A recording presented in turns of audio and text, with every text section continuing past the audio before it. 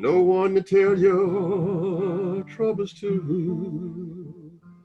Remember me,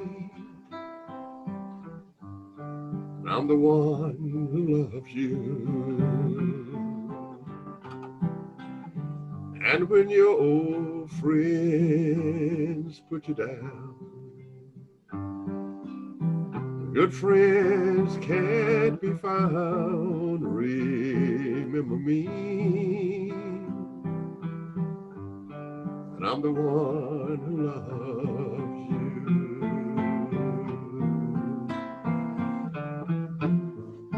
Through all kind of rain, I'll be there all the time. Through the sunshine and the shadows, I'll remain the same. And we're together, right or wrong. And where you go, I'll tag along. Remember me, and I'm the one who loves you. All right. I thought we needed a little love in this. Thank you, John. Thank you very much. Thank you. So we're back. The Digital Roundtable is back, and happy to be here.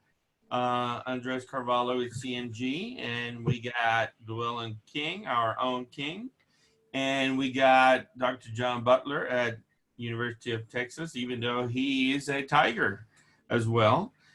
So spouting his beautiful picture back there. I'm sitting here in Austin, and then we got our guest of the day, Tom Rose, and we'll get back to Tom in a moment. But Llewelyn, how are you? I'm very well, and I thank John, the Bojangles of Texas higher education. I think so, and I'm proud to be it. The troubadour. Yes. John, how are you today? I am doing just fine. I see that we're in a bit of a bifurcation of activity here. Some of my friends, like Andreas, said, we all open up. We're gonna rock and roll, and he's been traveling. And then there are other friends who said we open up, but I don't know if I'm going. So I guess we right now, in terms of the virus, we're in sort of a, how do we count this thing? And as we read the papers and look at things, there are two major things that come about. One is, full speed right ahead, damn the torpedoes. Mm-hmm. And the other one is, we must be very, very careful not to get by hit by another torpedo in the future. So I think it's the most interesting time since we've come up on this idea of how the virus is killing the economy. And I think what's interesting about it is we have a constitutional struggle here about freedom, individual rights versus the rights of all, and individual health versus the rights of all. Okay. Isn't it a very interesting time? And I guess the question is, how do we measure it? If everything starts again, and we're fine. But there's one other thing I like to say. I can't tell you how many people I've talked to who said they had it, or they had something. Mm-hmm. So we really don't have the number of the people who were exposed to it, got over it. We really don't have that number, but we still know that it's very, very contagious. And in the middle of it all is our livelihood, the economy, school, daycare, no work, unemployment, people not going back to work because they're getting more money from the unemployment. Mm-hmm. So certainly, Andreas, I was sitting here thinking about where we are now, yeah, the impact on the economy, and how it has ramifications for everything that we do. And, you know, right in the middle of this bifurcation of, shall I continue as usual, or should I be very, very cautious? Yeah. Well, the numbers are up, but I'm going to get to that in a minute, and we'll rattle how things are going. But let's say hi to Tom Rose, who I had the pleasure to work with, and he's a superstar. And before working at CMG and doing all the things that he does, Tom, he used to work at TXU. And help transform the company in the deregulation days, and became Energy Future Holdings and Encore and TXU Energy and all that, and was part of the regulatory team there, driving things, and was one of the, as I call him, one of the key people that made the whole deregulation of Texas happen. So, Tom, how are you? I'm doing great, Andres. Thanks for inviting me. Well, we want to get your perspective today on our roundtable as we have topics, and want to hear your insights and feedback on what's going on, given all the things that you're doing and companies you're working with. So look forward to that. Sure. And so real quick, guys, the numbers are up. The total number of COVID cases, I've finally learned where to look after being schooled by our own king, Llewelyn King. And the numbers are 99,031, up 9,000 from last week, roughly. And all total cases is 1.6 million, almost 1.7 million, trending up. So the cases and the death, number of deaths and the cases keep trending up. But I think that, you know, that's the long tail, right? The cumulative long tail. We have definitely, you know, I think done a significant job in slowing the propagation, even though maybe there might be a second wave, you know, so who knows? In unemployment, it's expected to hit 36 million people. We're about 31 million right now by the end of the year. That's going to be a massive number. Obviously, everybody's working against that and trying to take that down, but the number keeps growing.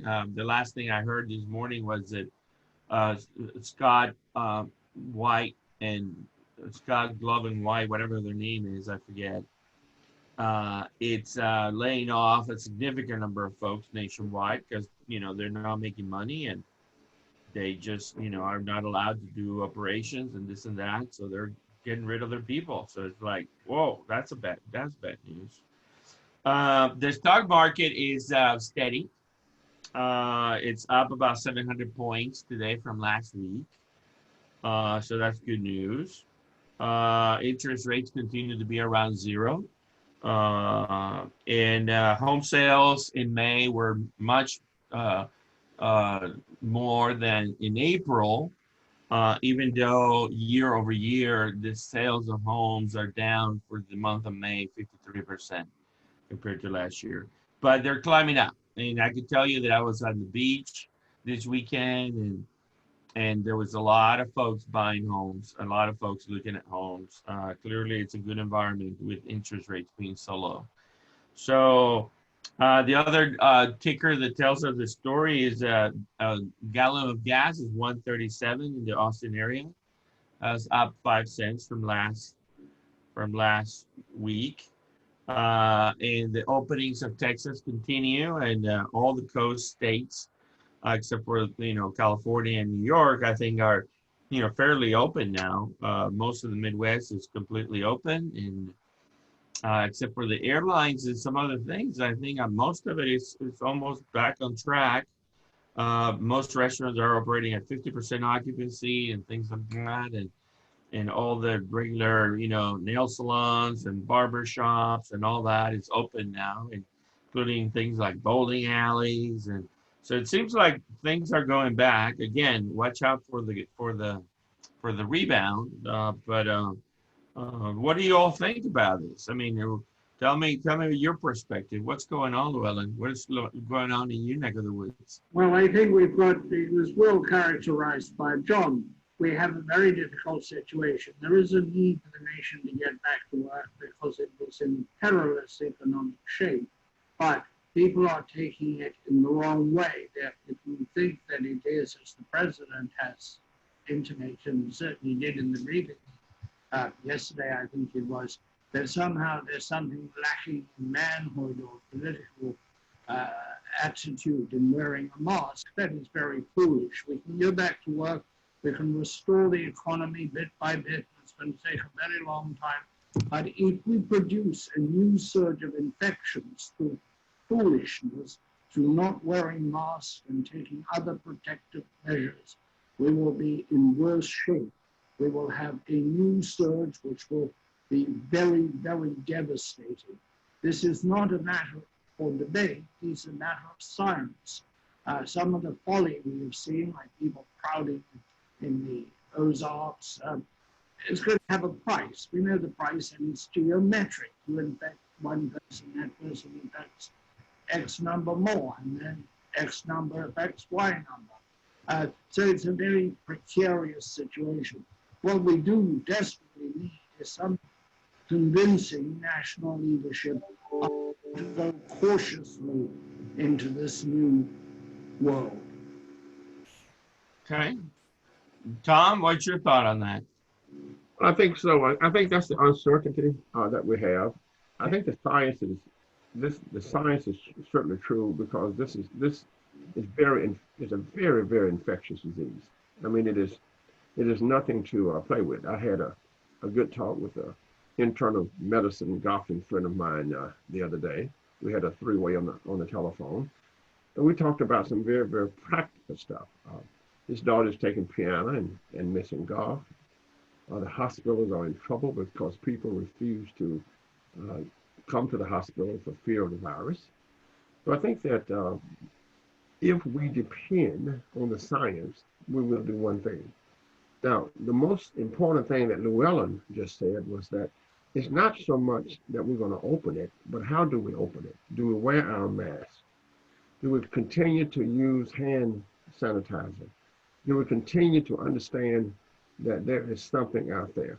Now, what we don't know, the number that we don't know, is the idea of how many people have already had it. And as you know from our very inception here, I'm concerned with the number of hospital beds in cities or around cities, as measured by the local town, the state, the nation, or whatever have you.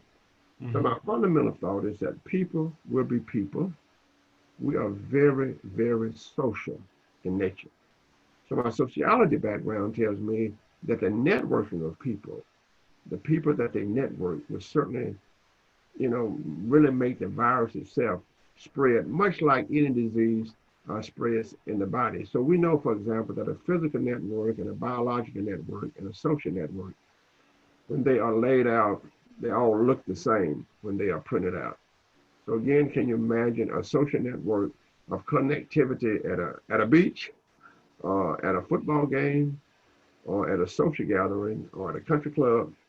So my thoughts are, I think that we're heading down a let's wait and see kind of attitude.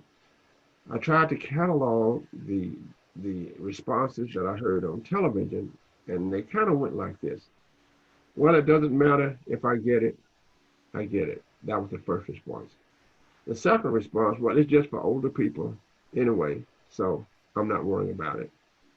And I think the response that really, really would be the majority is, well, if the virus won't kill me, then the economy will.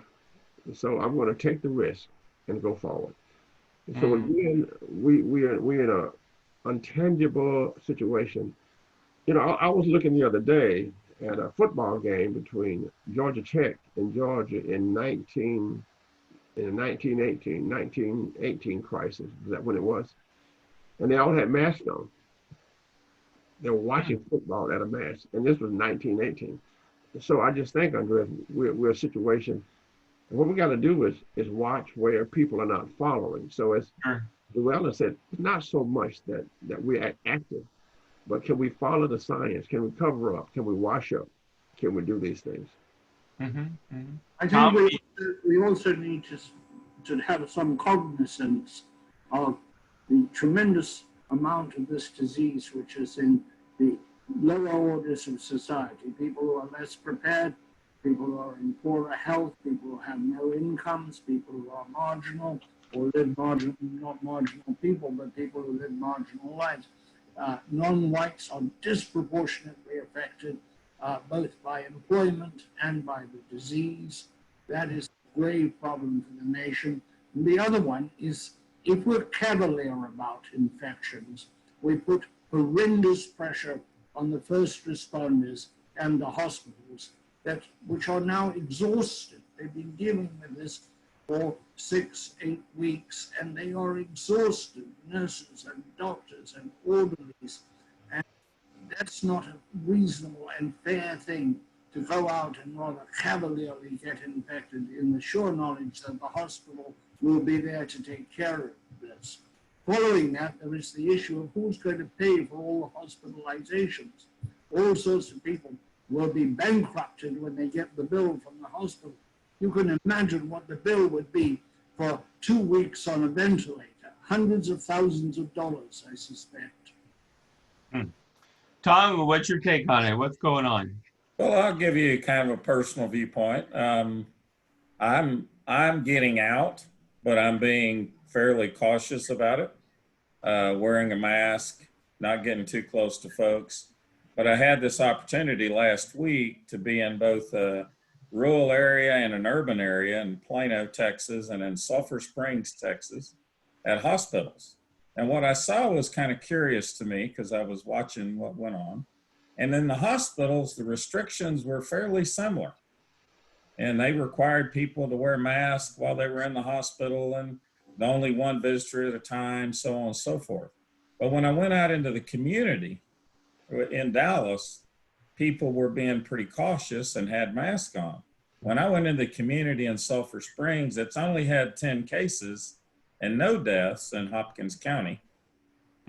There wasn't anybody wearing a mask, and they were all at Lowe's and at Walmart and at Chili's, and I didn't see a lot of social distancing going on. So I'll bring that perspective to the table. I thought that was quite interesting.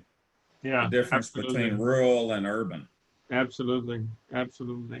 So let me switch topics and get to some of the news of there are interesting things on how digitalization continues to transform things. But so want to hear your thoughts, Tom, on Tesla wanting to move to Texas. What's going on there? What can you share? You bet. Well, I've got a great place for them to locate if they want to give me a call. It's about 1,500 megawatts of idle capacity sitting there with about 20,000 acres. And I can get them set up, and it's an hour from Austin. So, but I do see, I don't know how serious that move is. I thought it was humorous that they were talking to folks around Austin and talking to folks around Tulsa, Oklahoma, at the same time about moving there. But I can understand if you can't open your factory when you want your factory and you've got back orders. Yeah. I mean, as long as you're using proper protection for your workers and protecting your workers, I like the idea of manufacturing. Manufacturing, as we all know, generates 5 to 10 times ripple effect in the economy. So I'm pretty big on manufacturing and think that you should be able to run your factories as long as you're protecting your workers. Yeah, sure. Absolutely. I'd love to have them in Texas. So another thing that I wanted to get your feedback on was that we talked about it quite a bit last week was the president executive order on declaring the power grid under national emergency and all that. And from your point of view, having worked at TXU for so long, what is the likelihood of the fact that can the utilities really do anything to help eliminate the fact that components and equipment comes from places that maybe we don't want them to come from? I mean, what is the likelihood of that order having an immediate impact, if any? That's an interesting one. I have visited, besides reading it, the order, which was quite general. I visited with several other utility executives, and they're scratching their heads trying to figure out what they can do about it. The major vendors that provide those products like Siemens and ABB and so on, GE, are scratching their heads on how they're going to manage it. It almost reminds me of my first policy work I did in 1978.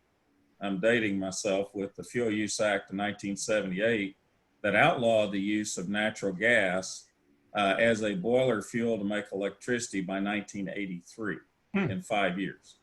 And what we did after studying that for 6 months is we went back to Congress and said, you're going to have to amend the act. I can't build that many. I can't convert my gas plants to coal plants that quickly, nor do I want to. Right. The natural gas is a great boiler fuel, and it is obviously today one of the best boiler fuels we know out of the fossil fuel cadre. So Yeah. Yeah. I almost feel the same way. Tom, I have a little story about the Fuel Use Act. When it was still in force, I was addressing the security analysts in Wall Street.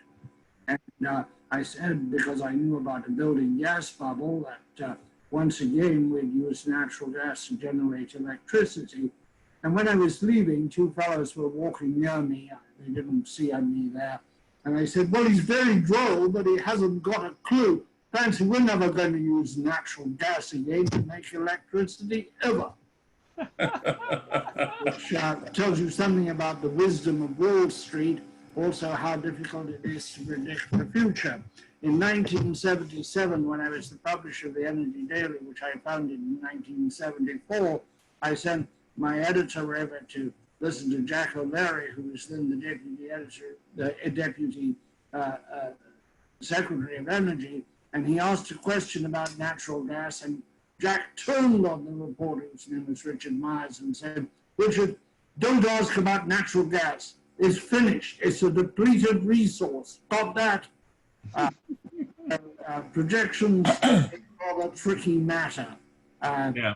You know, this morning I was listening to a webinar on the future of oil. Back at that time, we thought there would be nothing but shortage of oil for as far as you could see, as long as there would be human life. And of course, now we have an abundance, a glut, and a declining demand in the industrialized world for oil and oil products even. Well, you know, Andreas, the president's executive orders got to be seen in context of manufacturing and bringing things back to people who are not, quote, our, quote, adversaries. Yeah. And I think it is a tip of the iceberg. So if you look at that executive order as the tip of the iceberg, underneath the waves, if you will, lots of things about bringing not only those things that really secure our electrical ability, but also that will secure what we wear. Yeah. I think it would come down to clothing, it would come down to shoes, and etc. So I think that I looked at it, and the problem with it, of course, is as we maybe try to go rapidly to the idea of returning manufacturing, let's say back to the Western world, well, when you open the hood of your car and you see that the parts themselves come from all kinds of places, including China, it becomes very problematic. So I've read it 2 or 3 times myself, but I think it was a spirit. I think the president was trying to address a spirit of things, and the devil is certainly in the details. So if all of a sudden someone would say to me that the University of Texas at Austin cannot wear Nike uniforms because Nike produces all of their clothing in China, the question is, what would be the opportunity structure in America, right, to really change that? So I looked at it more as an indication of the tip of the iceberg. Yeah. Because the devil is certainly in the detail. There's no way in the world we could convert all of the points and stuff that we need for our electrical system, if you will, on the grid. Right. Tip of the iceberg. Yep, I agree. I agree with that, John. All right, I want to hear also Tom's feedback on the PJM. Tom, it has a capacity market. Some of the ISOs and RTOs, independent system operators, regional transmission owners, have capacity markets. ERCOT does not. Seems like you and I were at a conference not too long ago at UT Austin in February, I believe, where the feedback was from all the pundits, all the experts, the capacity markets are dead. and there's a lot of pressure on PJM to shut down that. What's your take? What's happening here? What's going on?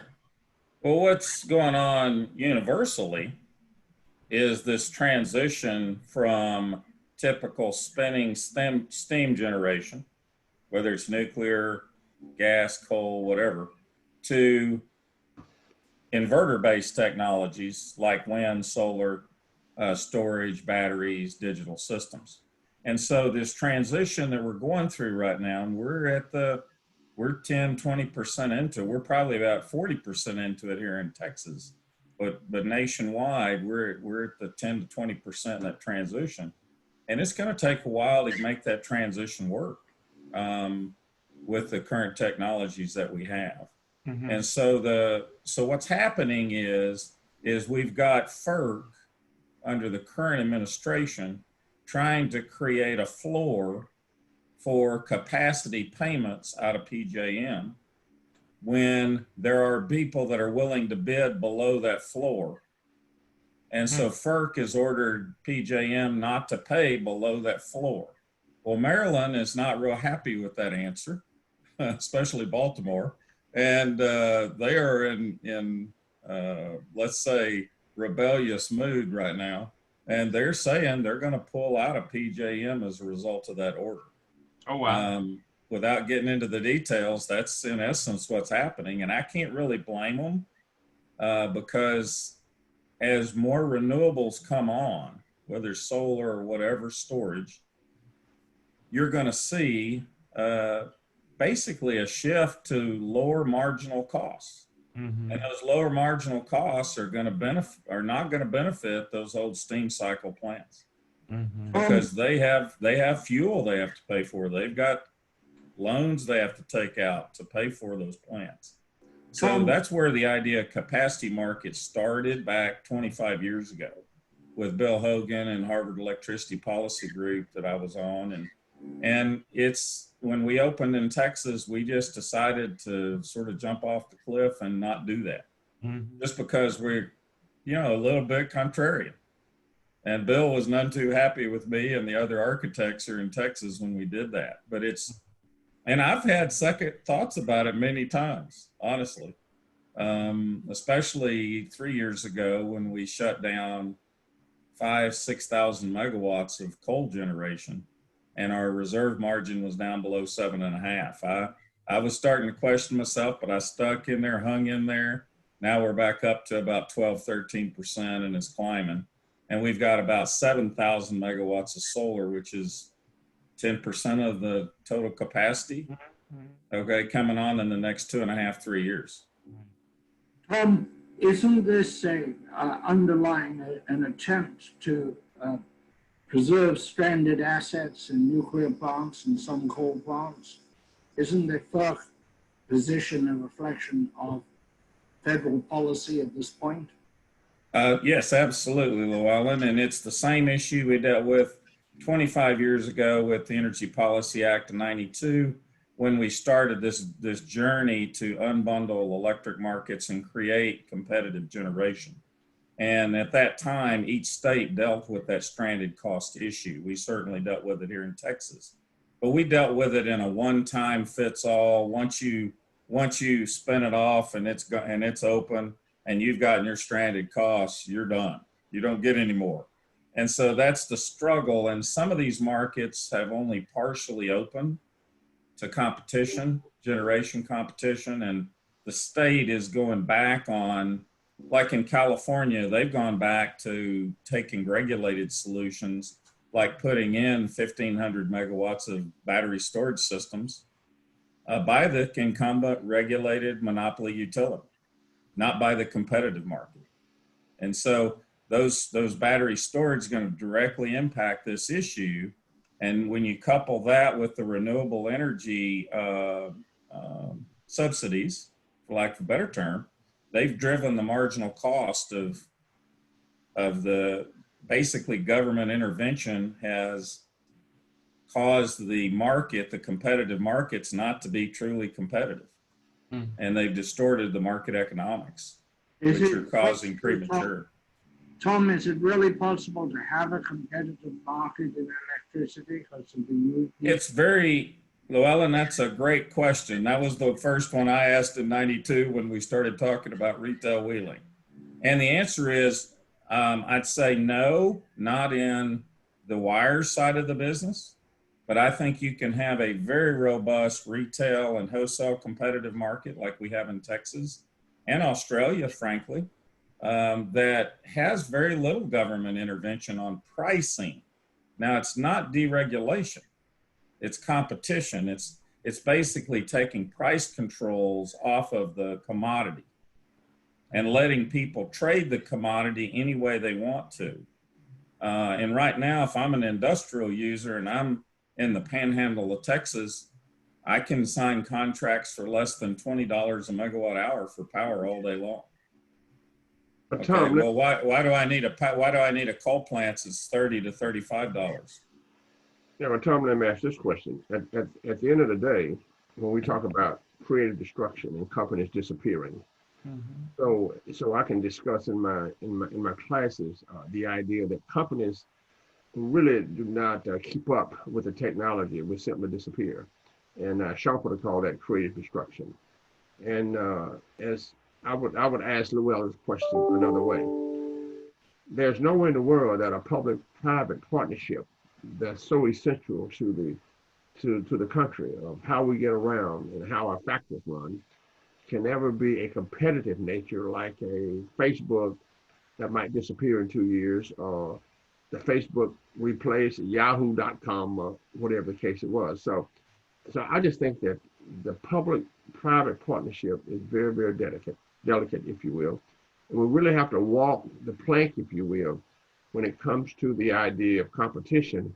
So we have to have a semblance of competition, right? But on the other hand, that public-private, good for the country, big brother syndrome would always be there. Tom, do you agree with that?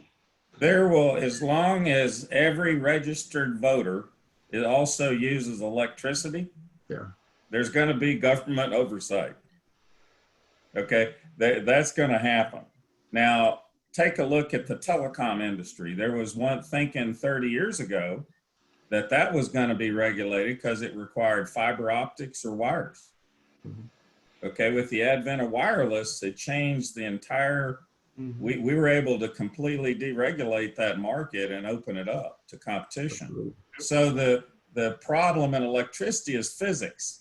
It's a science problem, to Llewelyn's point. It's physics. How do I transmit a large amount of electricity without using that wire and that transformer?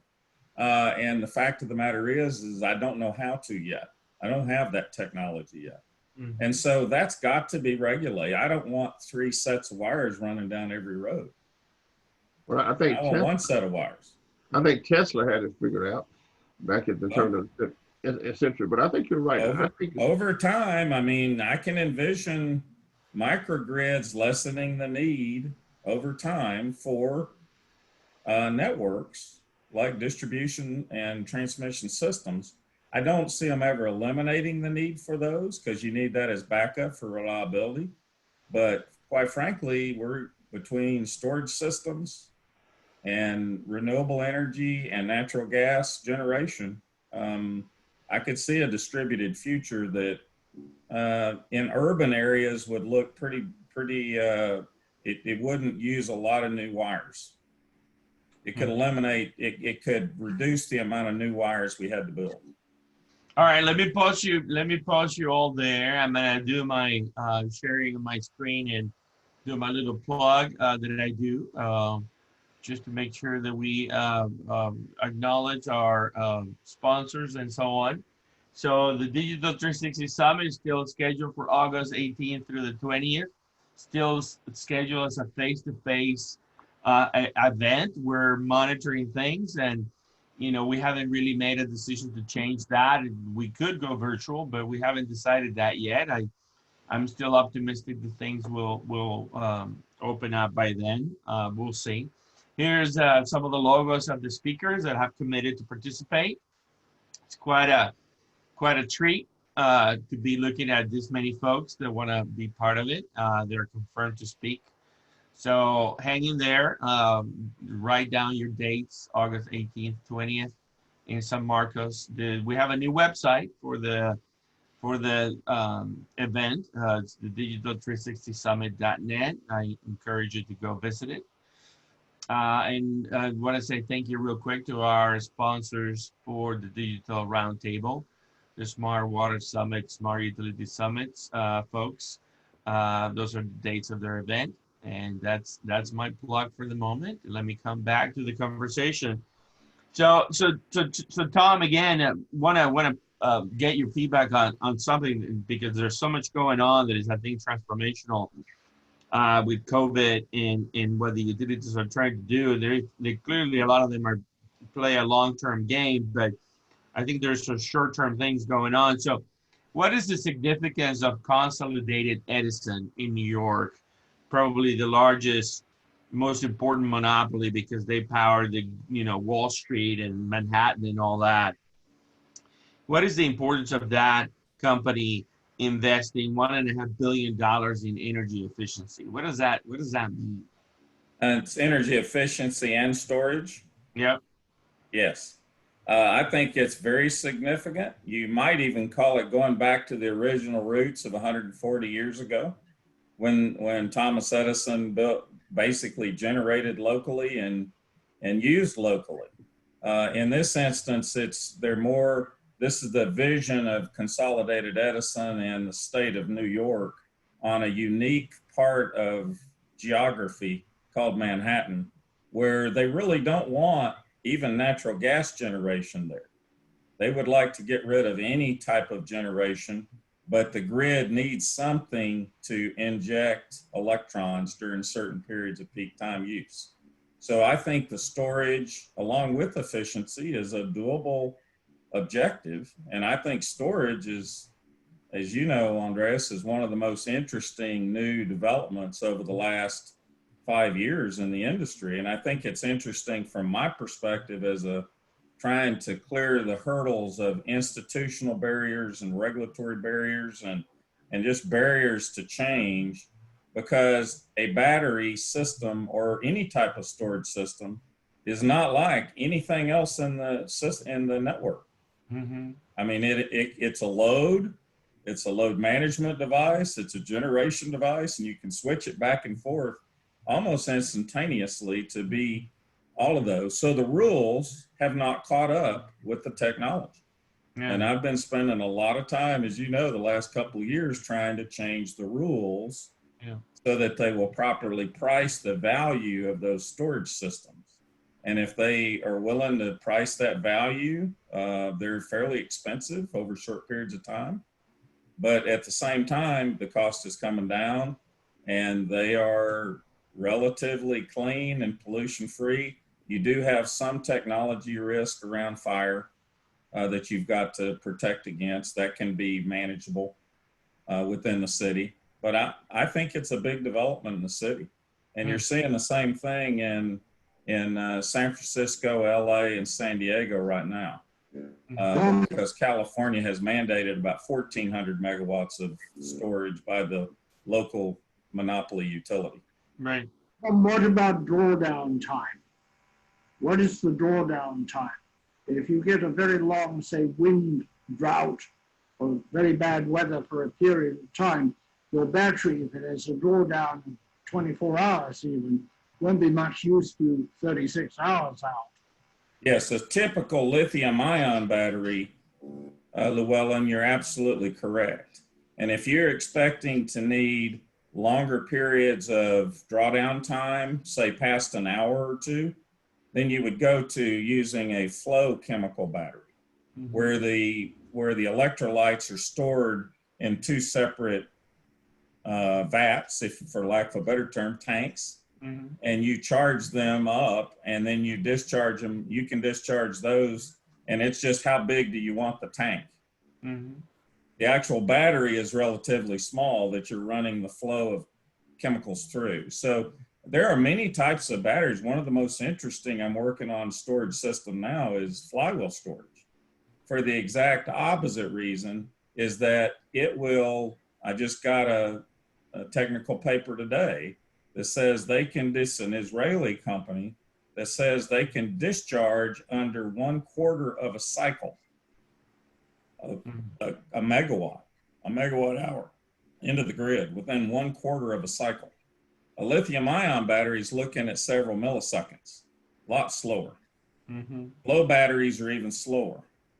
So we may be looking at a situation when you say storage, there's 10 different kinds of storage.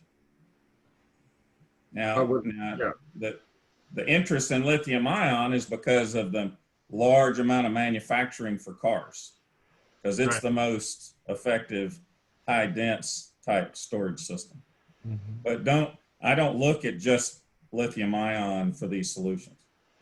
Well, you know, with all respect to the Israelis, of course, the guy that won a Nobel Prize is at the University of Texas in batteries.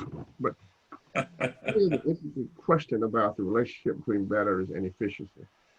From the things that most of us will use, if you look at the battery cost, if I have friends who's driving from Florida and they get to the point where the drawdown, they say the drive is from Florida to Baton Rouge, from Miami to Baton Rouge is so many hours. And then even the drawdown on the car, once they get out of the line, it's much longer than the drawdown on filling up, you know, a gas pump. So I guess as the batteries get more efficient and as the time, money is time, people realize that. So I guess my question is, when you said Back to the Future, I like it, Back to the Future. Can we go back to the rural electricity and batteries, or do we put batteries in that sector, or as Llewelyn would say, do we go back to simply micro grids? Is this the future, Tom, that we're looking at? Just look. Nobody want to wait 5 hours to draw down something, right? Okay, the quick answer is look at the area of the fires northeast of San Francisco, or northeast of San Francisco. Those companies will be, those vineyards and individual people are looking at storage right now. Tesla has a 0.5 megawatt hour storage unit you put on the back of a truck that you can drop off in the backyard and hook it up in a day, a good electrician, and it will both act as a conserving its energy efficiency because you're using the energy at a more efficient time. And so the fundamental physics issue we have here is we've built a network that delivers electricity in under one cycle. From the time it's produced, think of any other commodity that's produced, the instance it's used. That's the system we've built. And the physics issue is what other commodity is traded in the world and not stored? And I don't know of it.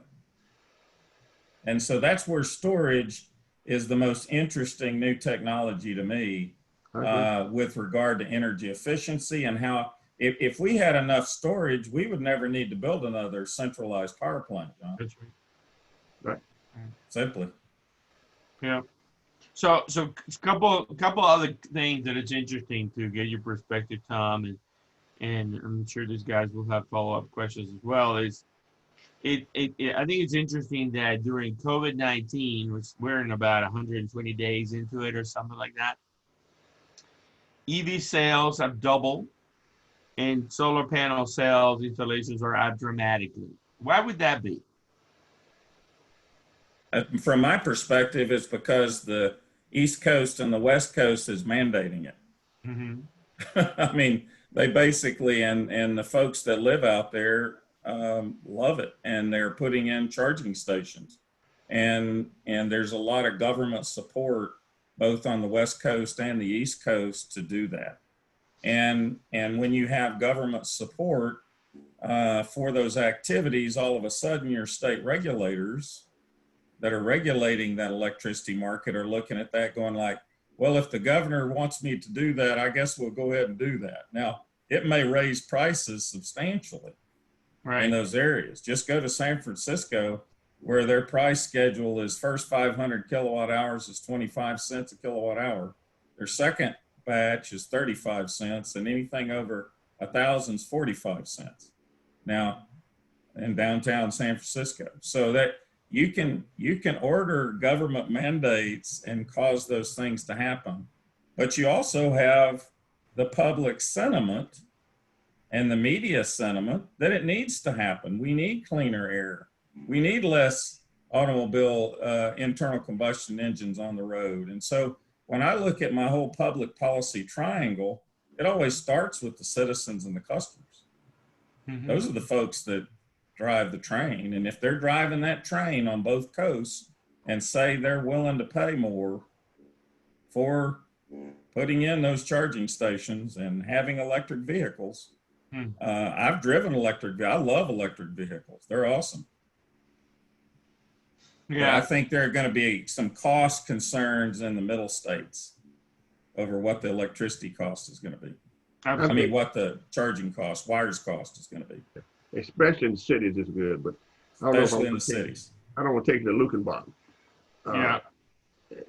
You know, you've got to mention here that we haven't got into. I agree with everything Tom has said, that the social pressure for electric is both ordinary consumer wanting a nicer thing, as well as the environmental one, and the pressure to have a really fabulous electric vehicle is the same pressure there is to drive an SUV with a huge gasoline consumption. So that I don't see where the resistance to charging costs will come in. I think Llewelyn, people will pay more for, you can charge at your home at a relatively low cost. It's very low. They'll pay more to charge at a station if I'm able to drive and I need power for my battery systems. They'll pay for extra for those charging stations. I'm still not sure we have the best business model yet in place with EVgo and ChargePoint and all that, because they're not making enough money. No, I've not seen a good business model. Yeah, and so I'm still working on the business model to make electric charging more accessible, because that's the issue. When you drive it, it's faster, it's quieter, it's cleaner. It costs me less to run. Why wouldn't I want one? And the answer is the initial cost is high right now. It's coming down. Mm-hmm. And the second one is I have this anxiety about range. How far can I drive? Even though, you know, I've seen people in Dallas, Texas or Austin, Texas say, well, I don't know if that, 200 miles is enough. Well, if you look at their pattern, they probably don't drive more than 50 miles a day. Right. They probably they could charge up once a week and be just fine. But they still express concern about anxiety. I think if we leave the government out of it, the market will solve the charging problem. With better technology, more states, somebody will find out how to make money out of charging. Absolutely. Yeah, I agree. Yeah. I agree wholeheartedly, Llewelyn. And that's why I'm concerned about some of the East Coast and West Coast policies where they're saying the local utilities should put in the charging stations. They should put in the backbone so that the charging stations can go in, and there's enough power there. Although there are battery and storage solutions for that also, if the wire is not big enough to a filling station, for instance. Yeah, I think the range is the major issue, and of course the cloud especially in Texas. We think 300 miles is a short trip in Texas. Nothing. Well, I think it's true also in California and Wyoming. That's true. Most of the West Coast. Yeah. Only large physical area in the country. Yeah. Yes. Yeah. So I'm curious. So it seems like it seems to me that the energy industry is probably unleashing. We have talked about it in other meetings offline that there's a lot of activity that utilities are wanting to automate. That there's an acceleration for AMI and metering and grid modernization and all the things that we have done in Texas for a while now. That seems to be accelerating. What's your take, Tom? What's happening? What do you see out there after talking to Southern Company and Eon and companies like that? What's happening? There's certainly a lot of commercial interest in accelerating the use of automation. The larger utilities, electric utilities, have moved pretty far along. The medium to small have not moved along hardly at all because of the cost. And frankly, when you start talking about local municipal electric utilities and co-ops, you have that factor. If I put in automated metering, then I'm going to have to fire my meter readers. And I don't mind telling you, that's an impact when you have a city council or you have a local co-op board that doesn't want to do those, get rid of those jobs of walking by or driving by and reading those meters. And so that was a big step for us in 2005 here in Texas when we passed legislation that I helped work on to required all the investor-owned utilities to put in about 6 million new automated meters. Now, the value from an outage management standpoint is pretty phenomenal. I mean, I knew exactly when the worker last week cut into an underground line in my front, in the road that runs in front of my front yard.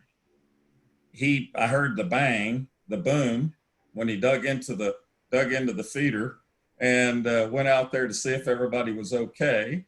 And I pulled up on my smartphone, my Encore outage management map system. And they said, well, that wire's going to your house. I said, no, it isn't. I have power. This street has power. That's going down the block a quarter mile and serving 21 homes over there because they were all out. They just went out that when they dug into that pipeline. So the ability to manage outage and be more resilient as a utility is phenomenal. That ability to me is worth AMI in any network. And it has very little to do with how many workers you have reading meters. Right. It is how smart are you with the data and using that data to respond quickly and preemptively to problems you know exist on your wire system. Absolutely. Microsoft can tell you right now where every computer is in America. And so can the cell phone companies. And I think there's there's been a lag for the application of automation or AI. And again, I think it comes back to this public-private reality that whereas a BlackBerry can go out of business for going against the technology, but in this business, it cannot go out of business. So therefore, and I also think that the automation relates to, hey, we need to keep jobs. But certainly if we get to a place where computers are today, where we can say we know where every bit of electricity is, we know where it's going. If there's a problem, we can shut this down, we can shut that down. But also the big question is it can also be hacked. All of those systems can be hacked as we become much smarter in the application of AI. Yeah, there's a risk, no doubt. No doubt there is a risk. So clearly, gentlemen, we seem to have a dichotomy going on about what's going to happen here. It seems like the economy is going to come back at some point. There's a big push. Any news, John, on UT in the semester? Is the fall semester going to be a normal semester, students coming in? Right now, we're set to start with caveats, I think. I'm getting questionnaires about teaching in different places. I think the idea is that we will alternate how we do classes. For example, maybe, no policy yet, maybe the small classes will be on campus in bigger rooms. Maybe the larger classes will be taught online. Maybe we can take classes to safer places for faculty and students. But I think everybody is to the point now where we will open. And I think with universities, there's this play on, of course, the research. The research activities is very, very important, which we never talk about. The university does, almost $800 million in basic research. So I certainly have my research group, and I have my research lab, but I'm not restricted to meeting only in a lab in pharmacy or only in a lab in engineering or only in a lab in physics. Mm-hmm. So I think that they're bringing the labs back. I think that we will have the start of the campus, this September. Mm-hmm. And I think there's a wait and see. Of course, the elephant standing in the door at the University of Texas is football. I think the question is how can they bring the football season back? And right now, I think things are scheduled for Allegheny to have a great football season. I'm in constant contact with students, especially graduate students and PhD students about the job market. The other issue as we go forward is I think my students in my MBA class who were law students did not want pass-fail. Mm-hmm. Other students wanted pass-fail. So I think that as an educational project, I think you see a lot of changes. I think you see a lot of creative destruction. I think that the University of Mahler would change tremendously. Mm-hmm. So when we all went online, our deal was to make it University of Texas quality. And what we did, we monitored that, whether you were on GoToMeeting or whether you were on Zoom. Every class period was dedicated to students writing in and saying, you know, this is not just a class online. Everything from the emotions, if you will, to how things are displayed. So I think that we are online right now in September to start University of Texas at Austin, but I think it'll be in different kinds of ways. And the big question is, hey, who's going to pay the big money to come back to the university and buy a dormitory when you can do it on Zoom? Of course, as you know, Andreas, the point about being in the university is meeting people and meeting the men and the women and interacting and talking in the hallway about new ideas. But we are scheduled right now to be back. Yeah. Texas State is similarly considering what you just said and they're opening their doors in August. And so we'll see what happens. I'm optimistic that social distancing, proper wearing of attire, having the right smart strategy, we should be able to open up and come back, close to maybe 80% or something like that. So we'll see what happens. Any party thoughts on anybody? We're coming to the end of our talk here. Any closing thoughts on where we head and anything new that you guys have seen? I think we should look to a restructured economy. Don't think it's coming back as it was. Maybe 70% of it will be as it was. The rest will be restructured, will be new. Consolidations. You'll see a lot of unemployment, structural unemployment for a long time until new job opportunities present themselves. But that may take a year or more. It won't be quick. And we will have to struggle through. The big open issue is how we avoid another wave of infections. And we're not on that very well at the moment. Right. Yeah. Tom, John? I would jump in just to say that I think you will see definite change in the economy. I see more manufacturing jobs and less retail store jobs, primarily because between Amazon and Sam's and Walmart and a lot of the retailers where my wife can order or I can order food online and go by and drive by and they put it in my trunk for me is pretty darn convenient. I kind of like it. Mm-hmm. I'd rather shop online now than I do it in the store in most cases. Yeah. Getting a nice suit fitted is a different animal.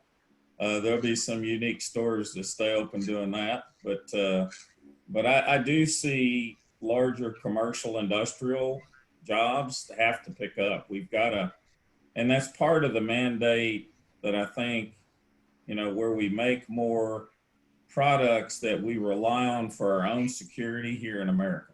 Mm-hmm. And I think it's got to be strategic and not just broad brush.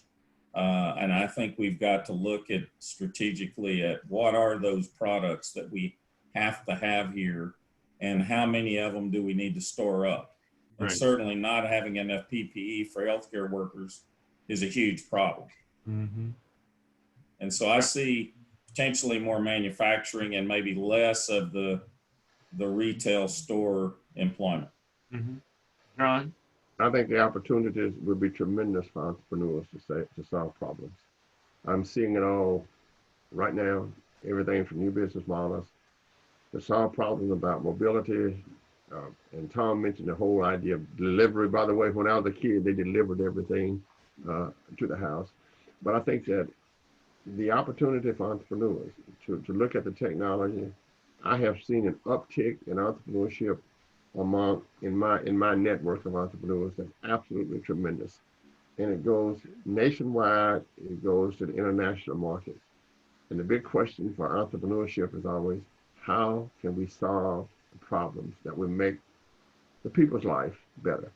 Right. And I think that it's a big, huge uptick in problem solving in entrepreneurs. And you just cannot wait and say, well, this is a problem. You must solve it. And nobody solves a problem like an entrepreneur. Mm-hmm. All right, John, take us away. Where is that guitar? Let's go do something good. Bet you're going fishing all the time. I'm going fishing too. Bet your life, your sweet wife gonna catch more fish than you. Many fish bite if you got good bait. And here's a little tip that I would like to relate. Many fish bite if you got good bait. I'm going fishing, yes, you're going fishing, and your baby going fishing too. I went on down to my favorite fishing pole. Baby, give me a pole and a line.